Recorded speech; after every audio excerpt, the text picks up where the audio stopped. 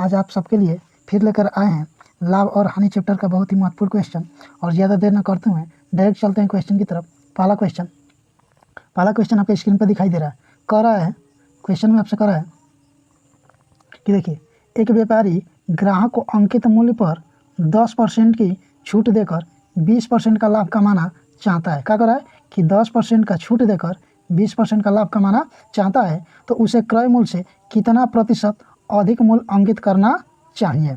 देखिए, तो हम क्या करेंगे कि देखिए, अंकित मूल्य के लिए हम MRP यानी मार्क प्राइस सिर्फ लिख देते हैं। क्या लिख देते हैं इसके लिए? मार्क प्राइस यानी हम सिर्फ MP लिख देते हैं ना। तो देखिए, इधर हो गया MP, इधर ले लेते हैं थोड़ा सा SP दर्शा देते हैं, सेलिंग प्राइस का ले लिए सेलिंग प्राइस, और इधर हम दर्शा लेते हैं CP कॉस्ट प्राइस का लिख लिया कॉस्ट प्राइस। तो थोड़ा सा ध्यान दीजिए कि जैसे क्वेश्चन कर रहा है ना कि 10% छूट पर 10% छूट, तो 10% का मतलब 10% का मतलब कितना होता है? 1/10 1/10। अर्थात अगर ये हम कहें कि हमारा मार्क प्राइस कितना हुआ था 10 रुपया, सॉरी हम 10 यूनिट मान लेते हैं। क्या मान लेते हैं? 10 यूनिट था, तो इसमें 1 यूनिट का छूट दे रहा है, अर्थात बेच कितने का रहा है? 9 यूनिट का बेच रहा है। कितने का बेच रहा है? 9 यूनिट का बेच रहा है।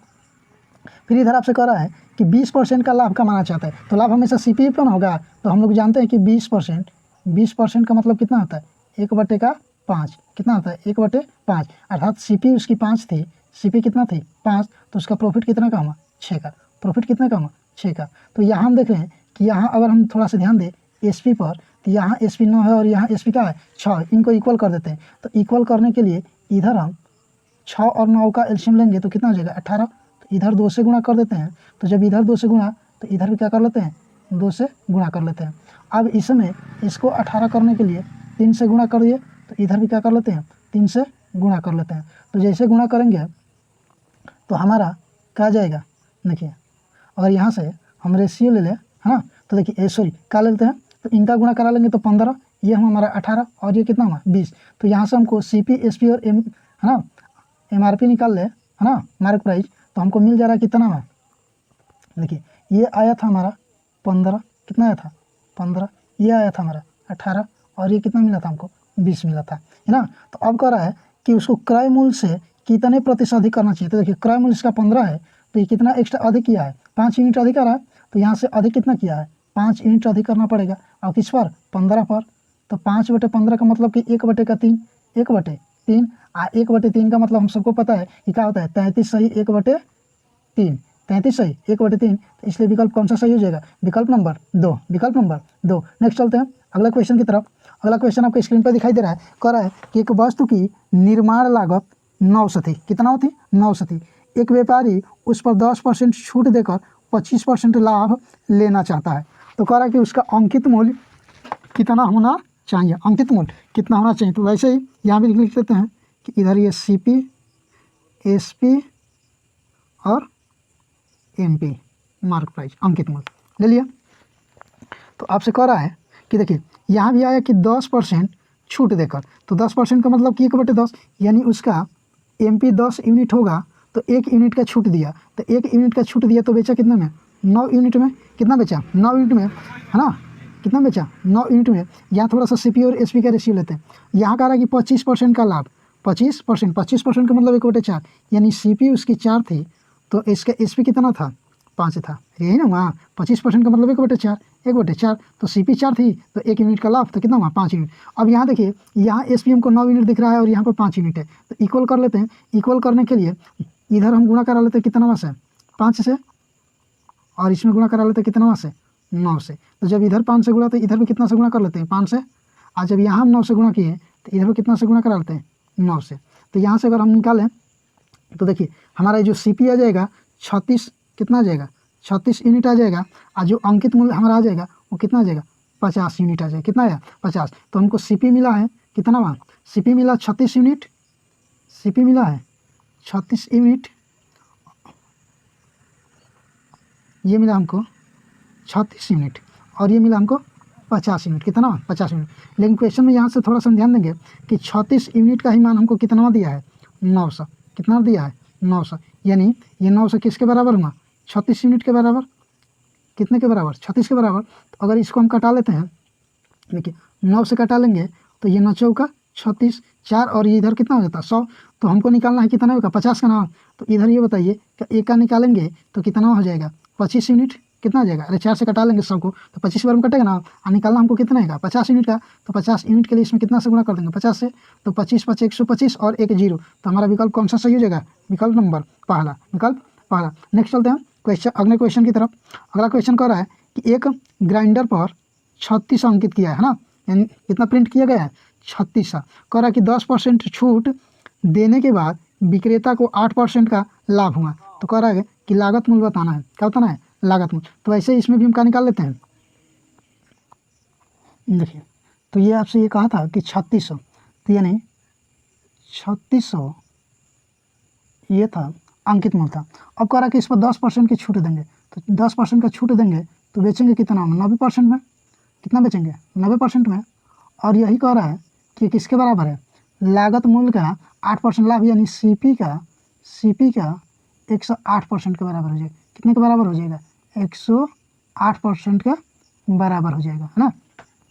तो ये देखिए यहाँ से परसेंटेज हटा लेते हैं और 36 एकम 36 यानी इधर और 36 3 बार में कट जाएगा, 36 3 108 कट जाएगा। फिर 3 से अगर इसको कटा लें तो कितनी बार में कटेगा, 30 बार में। तो सीपी अगर हम निकालेंगे सीपी तो गुणा करा देंगे यहाँ से तो कितना आ जाएगा 30 और ये 2 जीरो, यानी हमारा कितना आ जाएगा 3000। इसलिए विकल्प कौन सा सही हो जाएगा, विकल्प नंबर पहला। नेक्स्ट चलते हैं क्वेश्चन नंबर 4 पर।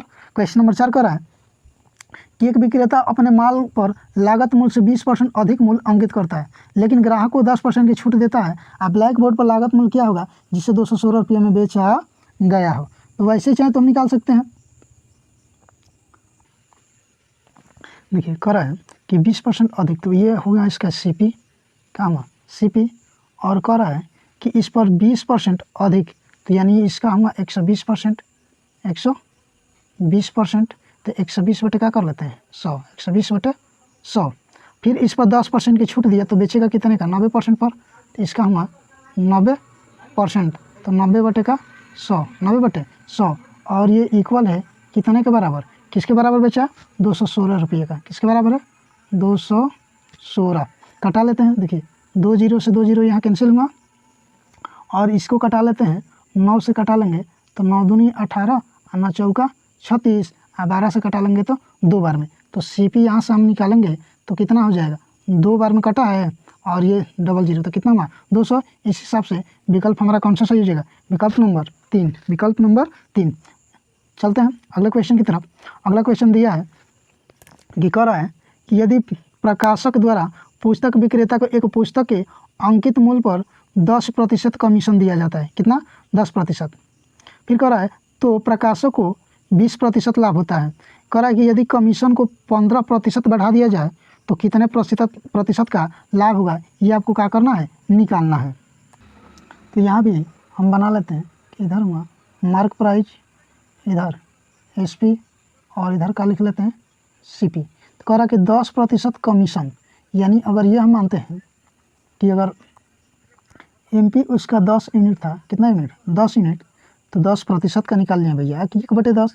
तो एमपी उसका 10 था तो एसपी का कम यानी कितना हो जाएगा 9 यूनिट। कितना हुआ 9 यूनिट, इसको ऐसे छोड़ देते हैं।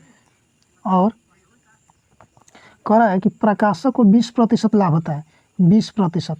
तो 20% का मतलब हम लोग जानते हैं कितना होता है 1/5, यानी सीपी उसका 5 था तो उसको 1 यूनिट का क्या हो रहा है लाभ, यानी कितने पर बेचा होगा 6 यूनिट पर।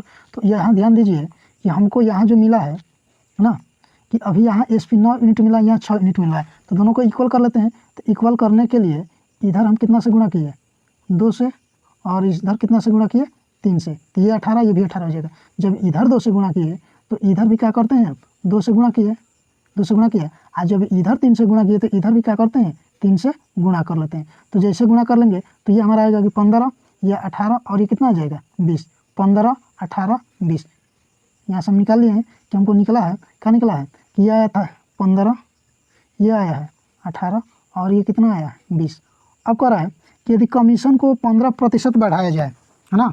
अब कमीशन निकालेंगे तो देखिए 20 का अगर हम 15% निकाल लेते हैं का निकाल लेते हैं 15%, तो कितना आ जाएगा 20 × 5 = 100, 5 × 3 = 15, यानी 3 यूनिट और कम हो जाएगा। तो अब कितने में बेचेगा 17 में, कितना में बेचेगा 3 यूनिट जब कम हुआ तो अब कह रहा है कि कितने में बेच रहा है 17 में, ठीक, यानी अब कितने में बेचेगा 17 में। तो अब कह रहा है कि यहाँ से कि प्रतिशत लाभ, यानी 15 यूनिट उसका सीपी है और अभी भी जैसे 15% छूट देने के बाद भी वो बेचेगा कितना में 17 यूनिट में बेचेगा। तो यहाँ से यहाँ तक अगर हम चले तो कितने का प्रॉफिट हो रहा है 2 यूनिट का प्रॉफिट हो रहा है, और कितने पर 15 पर, और परसेंटेज के लिए 100 से क्या कर लेते हैं गुणा, तो 5 से कटा लेंगे तो ये 3 बार में, और 5 से इसको कटा लेंगे तो 20 बार में, तो 20 दूनी का 40 हमारा ये आ जाएगा। इसको हल करेंगे आगे तो कितना आया कि 40/3, कितना आया 40/3, तो 40/3 का मतलब कि 13 × 3 = 39, यानी 13 सही 1/3%,